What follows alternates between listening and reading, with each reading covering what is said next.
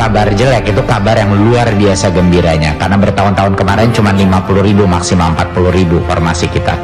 Jadinya udah harusnya tidak ada kesedihan.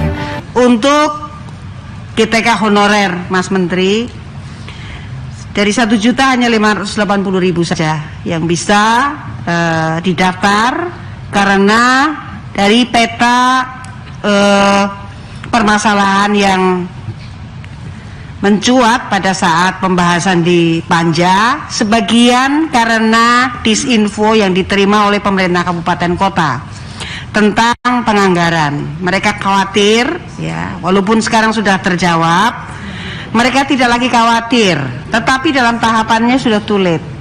Maka kita berharap pada bulan Agustus nanti dapat dibuka kembali kabupaten kota yang sudah tercerahkan bahwa ternyata tenaga P3 yang akan diangkat itu nanti tidak akan mengganggu APBD mereka, dapat mengusulkan kembali jumlah tenaga honorer yang akan dimintakan menjadi tenaga P3K. Kemudian yang kedua, Mas Menteri, tentang guru honorer, masih ada beberapa formasi guru yang tidak ada, yang padahal gurunya itu existing ada, yaitu guru-guru bahasa daerah, guru olahraga, guru kesenian dan kebudayaan, dan berbagai hal yang nanti secara resmi akan kami kirimkan suratnya dari Komisi 10 tentunya melalui pimpinan DPR kepada Kemendikbud. Formasi apa saja yang existing gurunya itu honorer ada, tetapi tidak ada di dalam proses pendaftaran. Yang terakhir, Mas Menteri, mutu dari pendidikan tentu harus dijaga. Artinya para guru honorer yang 3 kali berturut-turut kemudian tetap gagal, tidak bisa lulus tes, kami berharap bisa dibuatkan formasi tenaga pendidik. Jadi tidak mengajar, tetapi mereka tetap berada di sekolah untuk mengabdikan diri kepada para murid dan guru. Saya kira demikian. Terima kasih Pak Ketua. Waktu saya kembalikan. Saya sangat setuju tadi mengenai bahwa TIK itu harus diprioritaskan dan tidak boleh dikorbankan untuk tahun ke depan. Ini bukan hanya karena pandemi, karena itu adalah basis daripada pemerataan informasi dan akses untuk daerah manapun. Itu adalah bahan dasar daripada peningkatan kualitas pendidikan. Kalau dia tidak punya akses ke guru-guru yang baik lewat platform digital, kalau dia tidak punya akses ke informasi terbaru dari Kemendikbudristek, sekolah itu mana mungkin bisa terus memperbaiki dirinya. Jadi TIK itu harusnya tidak dikorbankan. Saya belum mendengar itu mengenai konsep mengenai formasi yang ditolak, tapi kalau ada mohon dilaporkan, kami akan segera menginvestigasi. Tapi saya ingin menjelaskan sekali lagi karena mungkin sudah 5-10 kali ya saya mengulang ini mengenai informasi 1.500.000. Jadi mohon bantuan, dukungan anggota Komisi 10 untuk memperjelas apa yang dimaksudkan. Ya, kemarin 1 juta adalah jumlah anggaran yang sebenarnya sudah disiapkan untuk menghadapi. Anggaran itu hanya bisa dipenuhi kalau daerah mengajukan formasi. Untuk tahun ini yang mengajukan formasi, sepol-polnya itu sudah didorong, dikasih tahu akan menjadi anggaran APBN itu 550.000. Itu bukan kabar jelek, itu kabar yang luar biasa gembiranya, karena bertahun-tahun kemarin cuma 50.000 maksimal 40.000 formasi kita. Jadinya udah harusnya tidak ada kesedihan. Yang angka 550.000 adalah rekor untuk kita semua. Tapi jangan juga nanti ada mispersepsi angka 500.000 itu yang akan diangkat, karena itu tidak benar. Yang lulus tes seleksi akan diangkat. Kalau yang lulus seleksi hanya 100.000 ya cuma 100.000 yang diangkat. Kalau yang lulus seleksi 500.000, 500.000 diangkat. Kalau yang lulus seleksi 600.000, 500.000 diangkat, 100.000 sisanya diangkat di tahun berikutnya. Ini saya ulang lagi ya, biar masyarakat dan organisasi-organisasi ini mengerti. Ini pertama kalinya terbuka sebesar ini. Yang akan diangkat adalah yang lolos seleksi dan yang masuk dari jumlah yang diminta Pemda formasi. Yang meminta itu Pemda, bukan pemerintah yang menentukan. Kita memberikan ruang sebesar 1 juta, ya dapatnya aja 500.000 dari Pemda. Tapi jangan khawatir, untuk bulan Agustus ini, tahun depan kita akan menambah lagi, kita akan ronde berikutnya untuk 2022. Jadi dari formasi 500.000 itu siapa yang akan diangkat? Bukan 500.000, berapapun yang akan lolos tes seleksi. Kalau 100.000 yang lolos tes seleksi, ya 100.000 diangkat tahun ini. Kalau 500.000 lolos seleksi, ya 500.000 diangkat tes ini.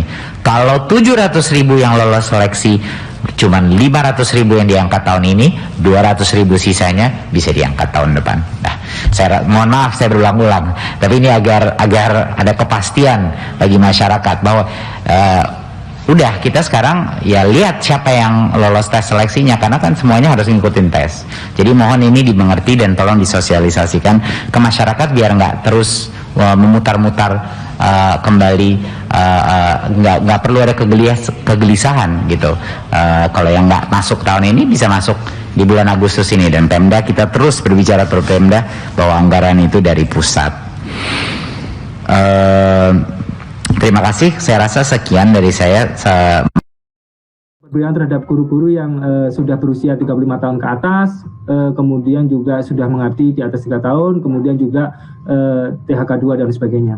Sebetulnya tadi di paparan kami dan Kemendikbud juga sudah kami sampaikan bahwa pertama untuk mereka itu untuk guru yang berusia 35 tahun dan terdaftar di Dapodik ya, dan telah mengajar 3 tahun, itu akan diberikan penambahan nilai sebesar 15%. 15% dari total seleksi kompetensi teknis. Kemudian guru untuk K2 ya, K2 itu akan diberikan juga penambahan nilai sebesar 10%. Kemudian tadi ada penambahan nilai karena sertifikat pendidik sebesar 100%, kemudian disabilitas sebesar 10%. Itu sifatnya akumulatif, Bapak Ibu sekalian. Jadi kalau misalnya yang bersangkutan adalah guru K2, kemudian juga telah berusia 35 tahun dan terdaftar di Dapodik, maka yang bersangkutan bisa mendapatkan 15 plus 10, 25% penambahan nilai. Dan itu akan diperhitungkan di awal sebagai perhitungan untuk nilai ambang batas. Artinya nilai awal tersebut, kemudian nanti nilai berapa yang akan diperoleh, itu ditambahkan sebagai penghitungan nilai ambang batas. Kemudian juga guru-guru yang dihonorer di sekolah dan guru K2 tersebut itu akan diikutkan pada kesempatan pertama terlebih dahulu. Itu belum ada rivalnya, belum ada kompetitornya, di mana guru swasta dan guru dari lulusan yang baru yang dari yang PPG yang telah memiliki sertifikat pendidik dan sebagainya itu belum boleh mengikuti terlebih dahulu. Mereka diberi kesempatan terlebih dahulu. Itu juga salah satu merupakan afirmasi keberpihakan terhadap guru-guru yang tadi yang kami sampaikan, guru honor di sekolah yang kemudian menetap telah mengajar 3 tahun ke atas dan terdaftar di Dapodik, ataupun terhadap guru-guru K2. Kemudian terkait dengan usulan yang di tahun 2022 yang sebentar lagi juga akan kami buka, insya Allah kami akan tetap mengakomodir untuk usulan-usulan di guru terkait dengan sisa dan sebagainya. Tapi karena memang ini proses seleksi yang di 2021 belum berlangsung, maka kemudian nanti akan kami perhitungkan untuk sisanya terlebih dahulu. Jadi sisanya terlebih dahulu supaya tidak terjadi overlapping. Khawatirnya kalau kemudian sisa yang sudah diusulkan tetap diusulkan, maka kemudian nanti akan terjadi overlapping terhadap guru-guru tersebut, itu akan menjadi tidak efisien. Kemudian tadi untuk terkait dengan penambahan nilai juga sudah dijelaskan juga, ada penambahan nilai berdasarkan sertifikat pendidik 100%, kemudian usia di atas 35 tahun dan terdaftar di Dapodik, itu ada penambahan nilai sebesar 15% dari kompetensi teknisnya. Kemudian untuk penyandang disabilitas ada 10% penambahan nilai. Karena untuk penyandang disabilitas memang kita tidak menerapkan formasi khusus untuk penyandang disabilitas, tapi secara konsep seluruh penyandang disabilitas dapat melamar di seluruh formasi. Hanya ada beberapa formasi yang jabatan guru yang tidak bisa dilamar, tapi itu jumlahnya tidak terlalu banyak. Dan karenanya untuk mereka yang terverifikasi sebagai penyandang disabilitas, kita akan berikan tambahan nilai sebesar 10%. Kemudian ada penambahan nilai 10% kalau yang bersangkutan adalah terdaftar di database THK 2 TKN dan berstatus aktif sebagai guru selama 3 tahun terakhir. Tadi mungkin secara garis besar saja kami sampaikan Bapak Ibu sekalian, ada tahap perencanaan, pengumuman lowongan, pelamaran, kemudian seleksi, pengumuman hasil seleksi, dan pengangkatan menjadi P3K. Di mana pada prinsipnya untuk proses